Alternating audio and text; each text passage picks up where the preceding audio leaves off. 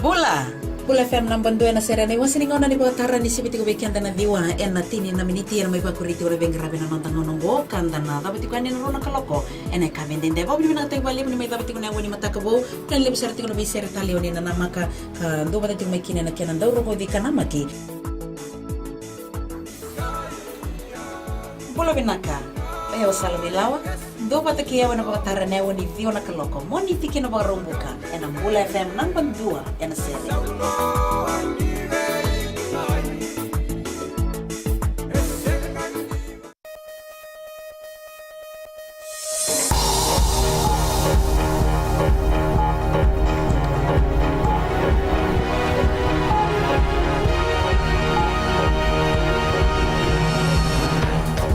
This Bulletin Constitutional Officers Commission meets for the first time. Fiji Revenue and Customs Authority under scrutiny. And Ministry calls for submissions about policy on use of mobile phones in schools.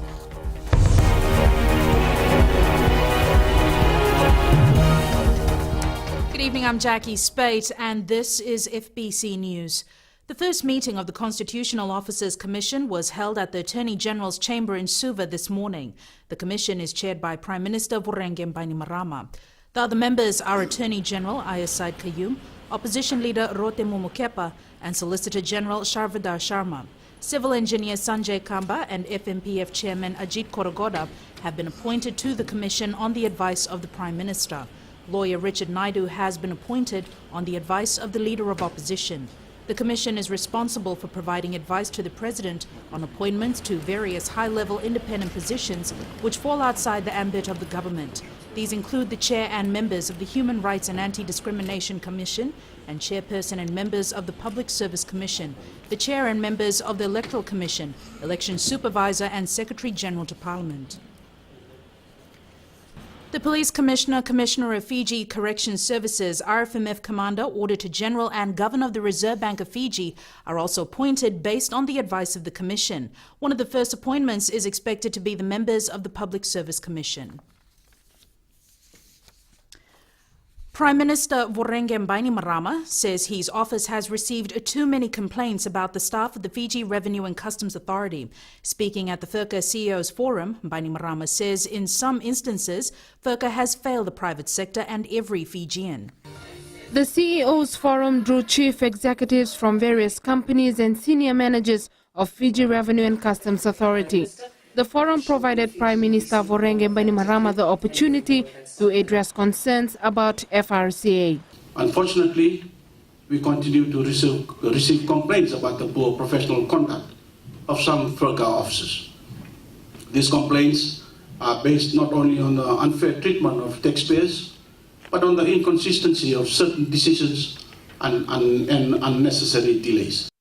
He says everyone has a right to expect that they are dealt with fairly and justifiably by the Fiji Revenue and Customs Authority.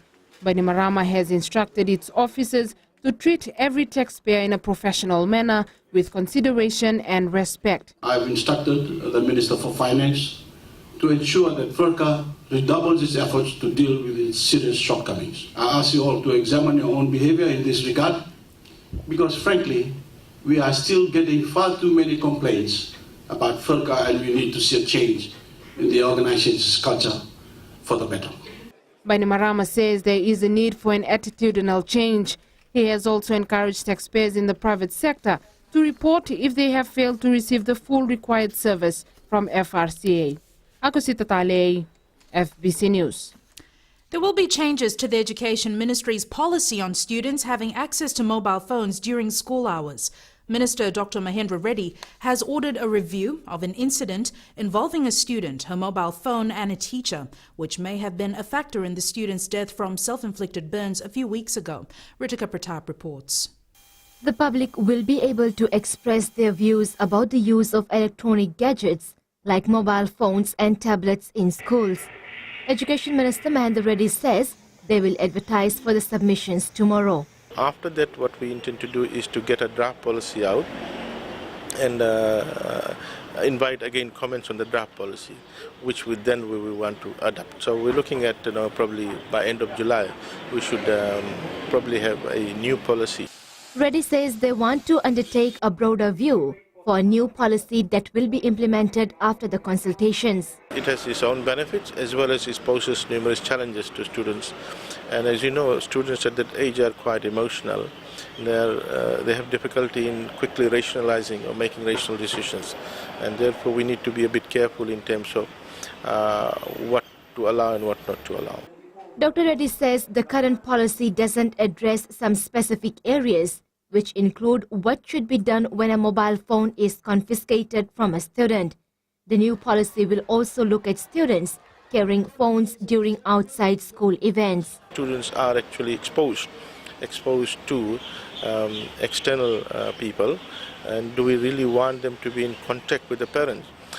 If we give them a mobile phone, are they in contact with the parents, or they will also be exposed to being in contact with outside people who may have some other interest?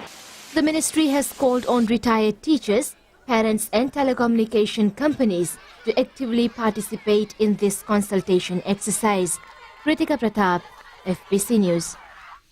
A 43-year-old man is in custody in connection with the death of his younger brother in Saweni, Lautoka. Police say the 41-year-old Chandar Baskaran was at home on Saweni Beach Road with his brother yesterday afternoon. When Baskaran's wife and mother returned from the hospital, they found the suspect sitting on their front porch with injuries to his hand. Then the two discovered Baskaran lying motionless in a pool of blood in the bedroom. A post-mortem will be conducted to determine the cause of his death. Baskaran, who was also known as Bobby, is survived by his wife and 2 sons. Local doctors who've lost government sponsorship for postgraduate studies are hoping the matter will be sorted soon. The Health Ministry isn't paying for specialist medical training at the Fiji School of Medicine, leaving doctors with little options. The Fiji Medical Association is lobbying with the Health Ministry and the School of Medicine so that postgraduate doctors can continue their education. To put it bluntly, there is a huge amount of disappointment. Some of them have invested time and effort for the last 3 years, 4 years to finish their programs. About 40 local doctors don't have fees to pay and may not be able to complete their programs. These include surgeons, anesthetists, oncologists and other specialized fields. If the situation isn't reversed, there could be implications on services and affect long-term plans for adequate staffing. This particular problem has the potential to undermine many of our efforts in maintaining the momentum towards coming to the point where we can have high-level services that are accessible to everybody. At the moment, we're just putting in the building blocks for this. And what we badly need is for government to continue to resource the supply of specialists. Dr. James Fong says there needs to be progressive training of doctors so that years down the line there isn't a huge disparity in specialist medicine. The Fiji School of Medicine says if there is no solution, the doctors might not be able to complete the 4-year program. For now, all hopes rest on the FSM and the Health Ministry coming to some sort of understanding. Edwin Nand, FBC News. Health Minister Chone Usumate is yet to respond to our questions. Coming up, USP investigates alleged assault at Suva campus over newspaper article.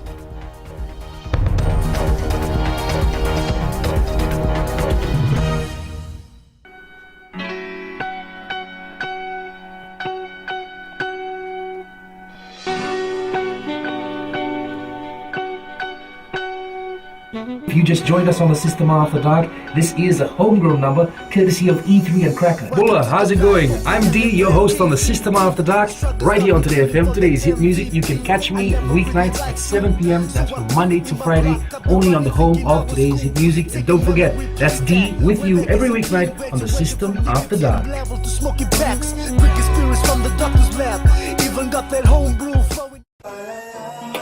Gold FM, only the classic hits. Beautiful song from the group Firehouse and When I Look Into Your Eyes. Before that, you heard from Smokey Robinson with One Heartbeat. We'll take a short break and join us in the next hour for more music from Seal. Bulablaka. I'm DJ Tora. Join me every weekdays, 7 until midnight on the Premium Classics. Right here on Gold FM, only the classic hits.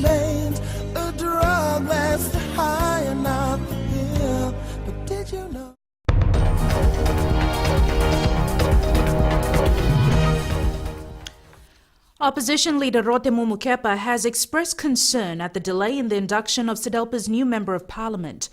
Rotemu says it has been left vacant since Ratoviliame Tangiveitawa passed away a month ago. She says the party has written to the Electoral Commission to make the appointment quickly. Rotemu says the party would like their new MP to be sworn in before the next month's sitting of Parliament. Meanwhile, the Speaker, Dr. Chico Luveni, earlier said that she had received a written confirmation from the Electoral Commission stating that it is awaiting a legal opinion on certain provisions of the Electoral Decree and the Constitution before making the appointment. The Electoral Commission has to meet and deliberate before it can confirm the swearing-in of a new member. Electoral Commission Chairman Chen Ban-yang is yet to reply to questions sent by FBC News. Two former employees of Fiji Roads Authority have pleaded not guilty to corruption-related charges. Vijay Prasad has pleaded not guilty to 1 count of causing a loss, while Aiser Liwaiono pleaded not guilty to 2 counts of the same charge. FICAC alleges that in February 2012, Prasad and Liwaiono allegedly dishonestly caused a loss to the FRA by falsely verifying statement of invoice amounting to about $95,000 and supporting evidence to TF John Bulldozing Company. Liwaiono is also alleged to have dishonestly caused a loss to FRA by falsely verifying statement of invoice amounting to about $315,000 and supporting evidence to the same company. The two will appear in court with other accused persons Firoz Mohammed, Iliesa Turangavati and Naivitalai Tamanitokula on April 27th. A 28-year-old unemployed man who allegedly murdered a former journalist has been given 3 weeks to secure legal counsel. Usaya Kilavarata, seen here in the light blue shirt, appeared for the first time in the Suva High Court this morning. He is alleged to have killed his partner, Losana McGowan, on the morning of Easter Saturday when she died of a head injury, apparently after falling during a dispute with Kilavarata. McGowan's mother, extended family members and friends packed the High Court to capacity when Kilavarata was produced. Speaking through a court translator, Kilavarata said he has discussed his case with a lawyer whose name he has forgotten. Kilavarata has been remanded in custody to reappear on May 7th.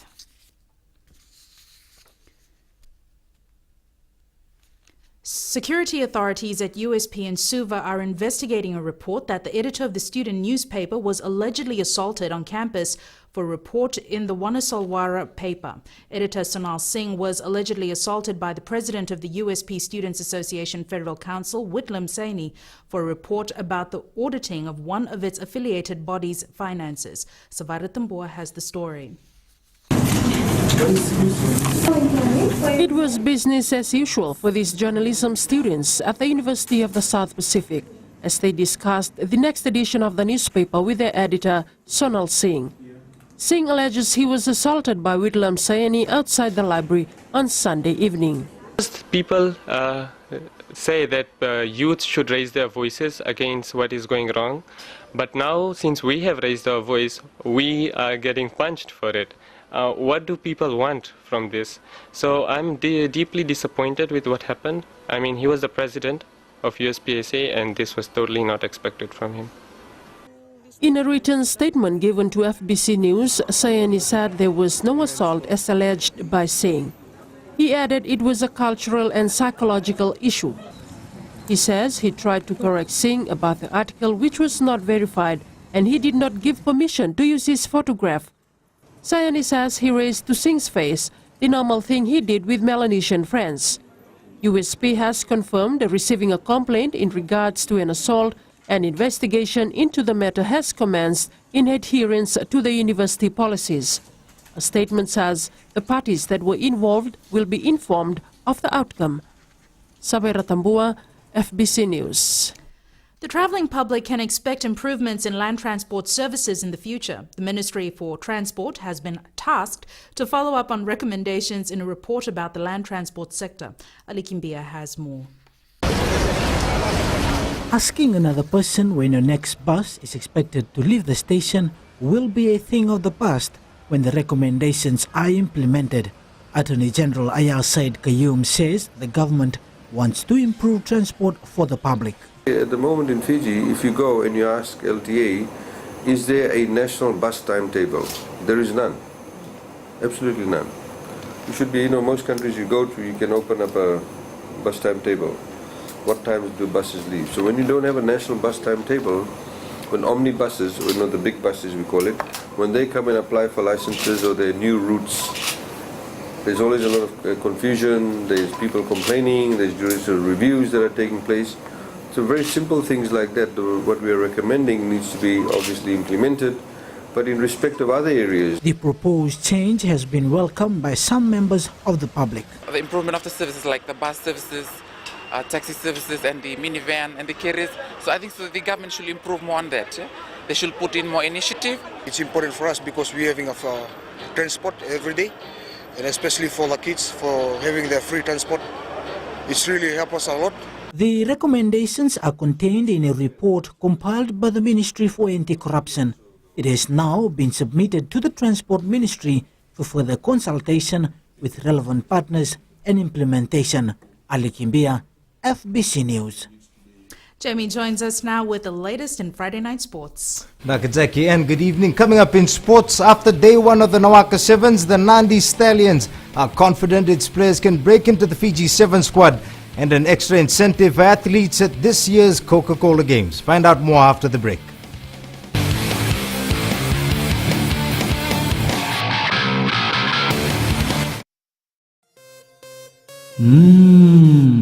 Bollywood hero पंती रे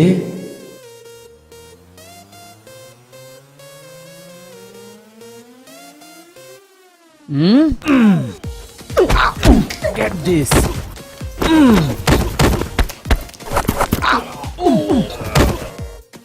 hero hero hero सपना दिखेला बंद करो। क्या करो यार, सबको आती नहीं, मेरी जाती नहीं। मिर्ची मस्त मॉर्निंग, मैं हूँ अश्निल सिंह। हाय, मैं हूँ काजल। शामिल हो जाए हमारे साथ Monday to Friday 6 AM to 9 AM मिर्ची FM, it's hot.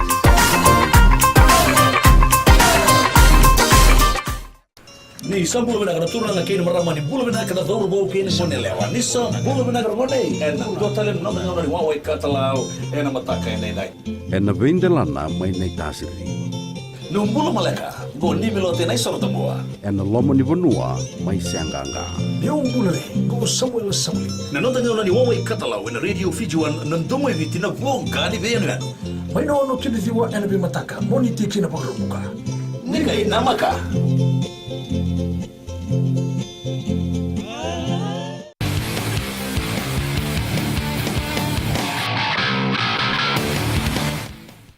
The Nandi Stallions team is confident that most of their players will make it into the Vodafone Fiji 7 side. The team got off to a strong start at the Fiji Bitter Nawaka Sevens tournament today, and officials are hoping their players have caught the eye of National Sevens coach Ben Ryan. Josephine Avula has the details. The Nandi Stallions campaign started on a high with a 33-0 thrashing of St. John's Low Mary. The Stallions are coached by former National 15s rep Aisia Tuilebu, who is confident of fielding most of his players in the national squad. We have the potential and the caliber of for players to wear the national jumper.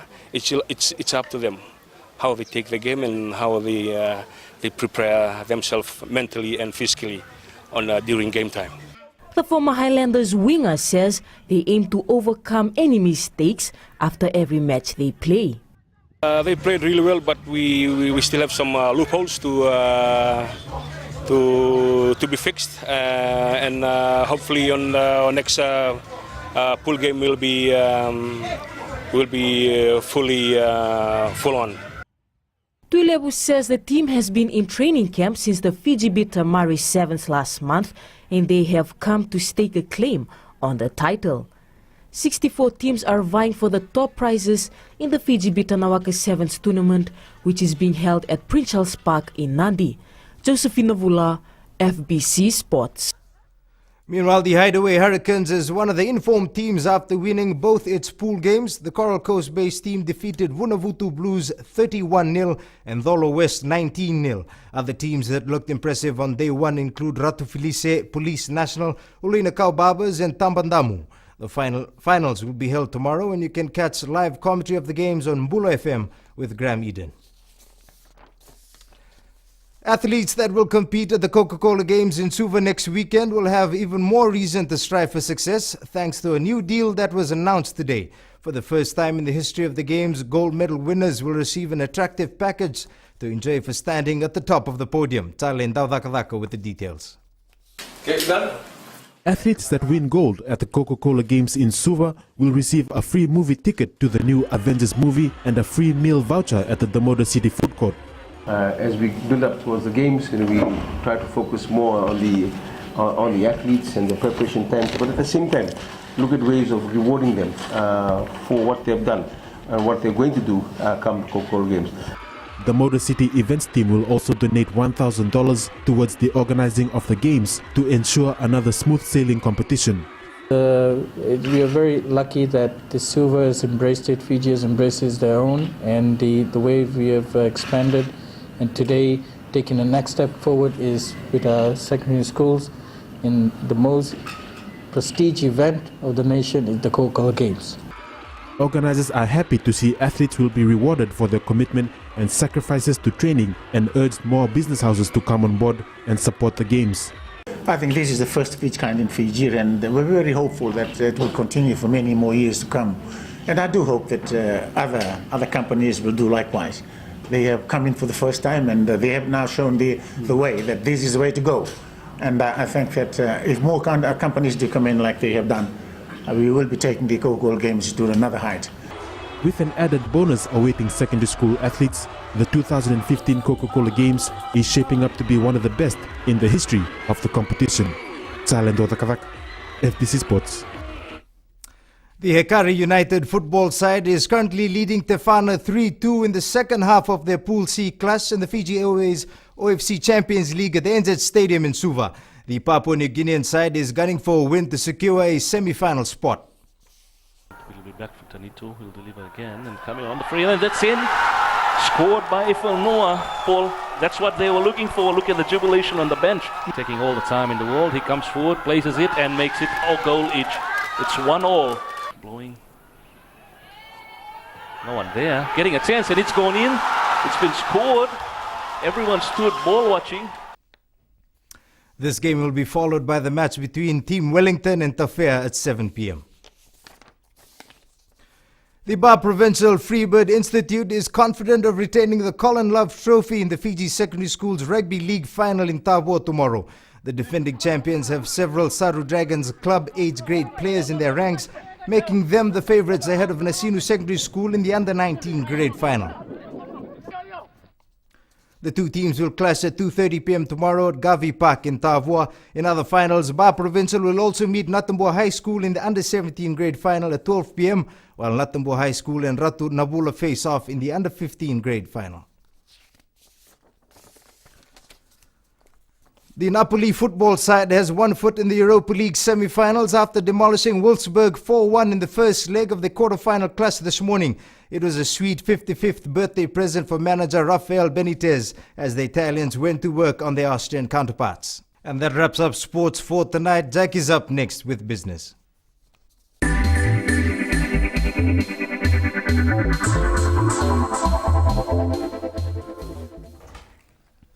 The Ministry of Agriculture has launched the Farming Household Survey. Acting Permanent Secretary Urai Waimbuta says data collection and management is an essential area of responsibility for agricultural development.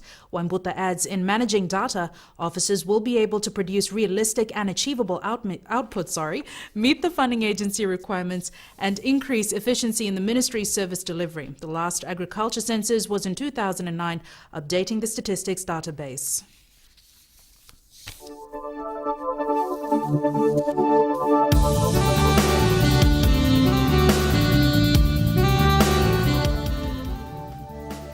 There were showers over the eastern shores and interiors of the larger islands today. A slow-moving east-west trough of low pressure over Fiji is getting much of the blame for the cloud and rain. Maximum temperatures today range from 27 to 32 degrees. The forecast to midnight Saturday calls for more showers across most of the country and a chance of thunderstorms accompanied by heavy rainfall. Heading into Sunday, expect more of the same, showers and a chance of thunderstorms. And the main points again. Civil engineer Sanjay Kamba and lawyer Richard Naidu have been appointed by the President to the Constitutional Officers Commission on the advice of the Prime Minister and Leader of Opposition respectively. The Education Ministry is calling on the public to express their views on a policy about students using mobile phones in schools. And a 43-year-old man has been taken into custody over the death of his younger brother in Lautoka. To this week's poll question, we're asking: are the services of public service vehicle providers satisfactory? Visit our FBC website to take part.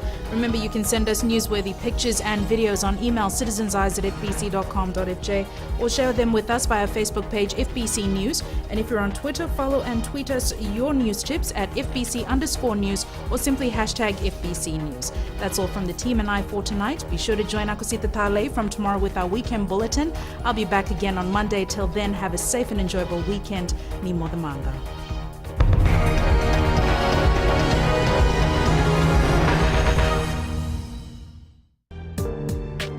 देश की धड़कन radio Fiji 2 का ये प्रसारण आपके लिए कार्यक्रम में आपका स्वागत हम कर रहे हैं। याद रखते अभी से लेकर रात 12 तक यह सिलसिला हमारा और आपका चलता रहेगा। दृष्टिकोण में आपका हम स्वागत कर रहे हैं। दृष्टिकोण के तुरंत बाद आगे बढ़ते हैं कार्यक्रम में। इधर कहते हैं कि गहरी थी रात लेकिन हम सोए नहीं, गहरी थी रात लेकिन हम सोए नहीं, दर्द बहुत था दिल में पर हम रोए नहीं, कोई नहीं हमारा जो पूछे हमसे जाग रहे हो किसके लिए या किसी के लिए सोए नहीं। याद रखते गीत संगीत का तकाजा आपके लिए रात 12 तक आपको हम सोने नहीं देंगे। महकती रातें हर सोमवार से लेकर शुक्रवार तक रात 7 से लेकर 12 के बीच रेडियो फीजी 2 देश की धड़कन पर रविंद्र सिंह के साथ।